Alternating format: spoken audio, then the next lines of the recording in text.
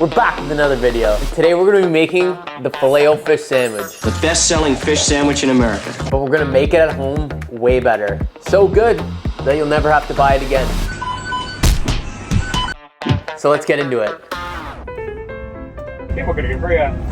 Hi, can I get a Filet-O-Fish sandwich, please? That's everything. Thanks a lot, have a good one. We got the bag. I got a French fry just for the culture too. But I ate it on the way home. Okay, here we've got a Filet-O-Fish sandwich. I think they got smaller. Okay, they put a bunch of tartar sauce on it. The fish patty looks smaller. Doesn't look that great. They get a half slice of cheese, look at that. Come on, you can't even put a full slice. They definitely don't melt it either. They definitely just stick it together. It looks small. Let's take a bite. It's not very good. I've only had this once in my life and I remember it being better. The fish is like an actual piece of fish. So it is like a little bit flaky, but the strains are like really small because it's super overcooked. It's pretty much just tartar sauce. I like that it's not ground fish, like a fish cake. It's not crispy at all. The tartar sauce, I mean, it's not the greatest tartar sauce either. It's kind of just acidic mayo, like mayo with vinegar and pickles. It's not that great. But now what our job is we're gonna try and make this a million times better, which I don't think is gonna be that hard, but it's gonna be an unbelievable fish sandwich. Let's make a Filet-O-Fish, so you'll never have to buy this one again, and you'll be wishing you made this all the time. This will never even cross your mind again after you make this one. All right, let's get into it. First off, we're gonna start by making our own buns. And I'm gonna show you just how easy it is to do that. I promise it's not that scary. In our bowl, we're gonna add a half a cup of slightly warm water, a half cup of milk, which I only slightly warmed up in the microwave for about 20 seconds, a tablespoon of sugar, and then a half teaspoon of yeast. Let's mix that up. See how it didn't really bubble? So that's why we do this. That's why we check, because my yeast is actually dead. So now I will crack another jar of yeast. See if this one works. All right, the other two in my pantry are dead as well. I'm gonna have to go to the store. We got it. All right, so we gotta redo it. All right, form some foam on top, so we're good to go. Now we add 2 cups of bread flour and a half teaspoon of fine sea salt. Mix it up with a spoon. And at this point, when it's formed about a shaggy dough, we're gonna get our hand involved. So start squeezing it and folding it over.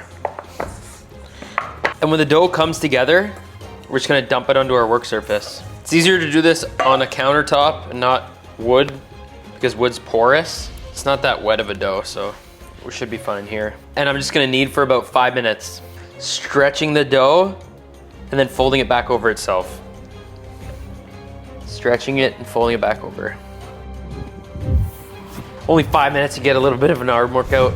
Okay, after kneading for a couple of minutes, we're gonna add about 3 tablespoons of softened butter.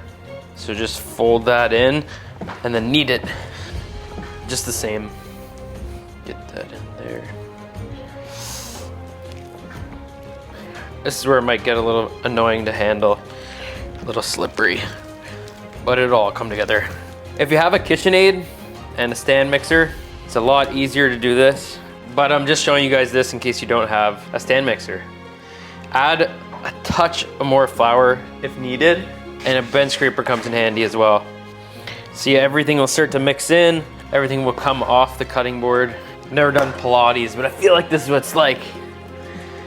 Just kidding, I don't even know what Pilates is.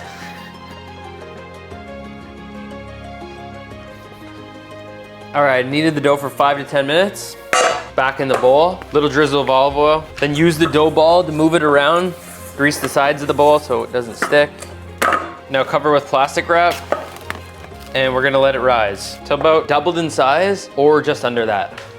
It's time to make the most important part of this whole recipe, the tartar sauce. You can't have a fish sandwich without tartar sauce. And we're gonna make this one really good. All right, super simple. We're just gonna chop up a shallot.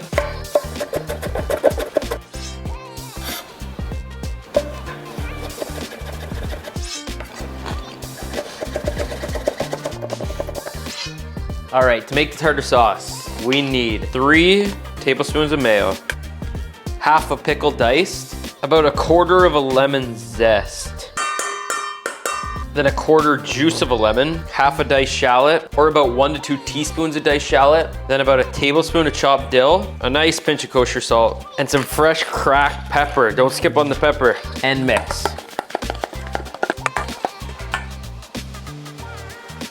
Look at that. Finger test. It's good. It's only gonna get better as it sits as well.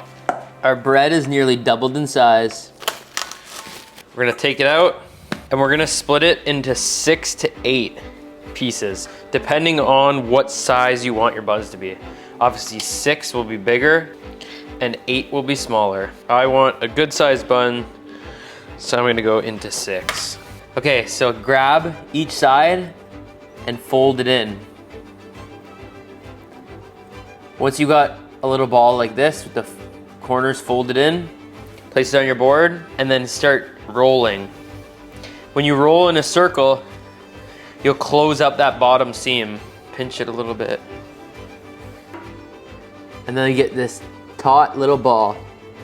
Now just repeat with the rest.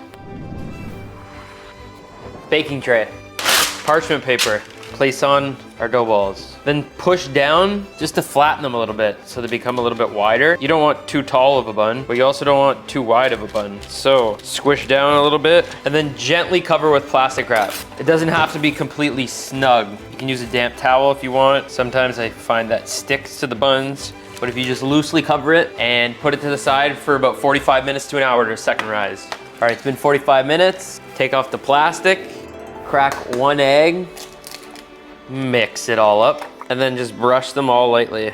Try not to take the air out of them and get all the way to the sides. This will just make the crust come out all beautiful and golden brown. We're going into a 400-degree oven for about 15 to 20 minutes, or until you think they look good enough. Okay, now we have to make the batter. All right, glass bowl, 1/4 cup of all-purpose, 1/4 cup of rice flour. This is gonna make it extra crispy. Make it stay crispy for longer. 1 teaspoon of baking powder, big pinch of salt. Then we're gonna add club soda, cold club soda. If it's not cold, just add a few ice cubes in, and we're gonna whisk it all together. And keep adding until it forms like a thin pancake batter. And that's what we're looking for. It's fairly thin, just want it to coat the fish very nice. It's nice. If you end up adding too much club soda, just add a little more flour. If you're not gonna use it right away, store it in the fridge because we need it to stay cold. It'll make it way crispier. And there we go. Got them buns. Beautifully golden and bloody delicious. Let's just let them cool. It's time to fry. We got a beautiful piece of cod here. You can really use any whitefish, cod, haddock, whatever is available to you. And we're gonna go into our batter. Make sure it's fully coated well. And then you're gonna wanna drip off excess, and it's time to fry. All right, oil's hot. 350 Fahrenheit. Once you put it in, wave the fish back and forth so it doesn't stick to the bottom. And then let it fall away from you. Woo! We're gonna fry for about maybe 5-6 minutes. And remove. Look at that. We're gonna immediately hit it with a bit of salt. And then American cheese. I know they only use a half slice, and I know that they don't melt it, but come on, we're making this 10 times better. You can't not melt American cheese. Now we take our cut in half bun. It's getting steamed. Bun steam, doesn't take long. Assembly. Bottom bun, tartar sauce, fish. More tartar sauce. Top bun, oh wow.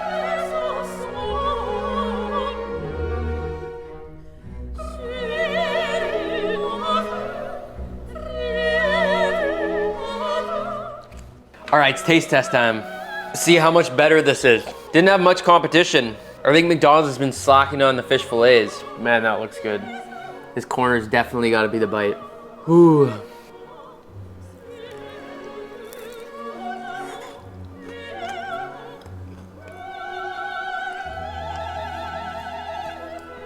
Oh man, that's good. Now that's flaky. The tartar sauce actually has flavor. It doesn't just taste like vinegar and mayo. You can taste the dill. It tastes super fresh. The bun's good. It's soft, which is kind of what you want for a fish sandwich, or at least what I want. The bread's actually got texture and gluten development. The shallots are a nice addition. Oh man, that's bloody delicious.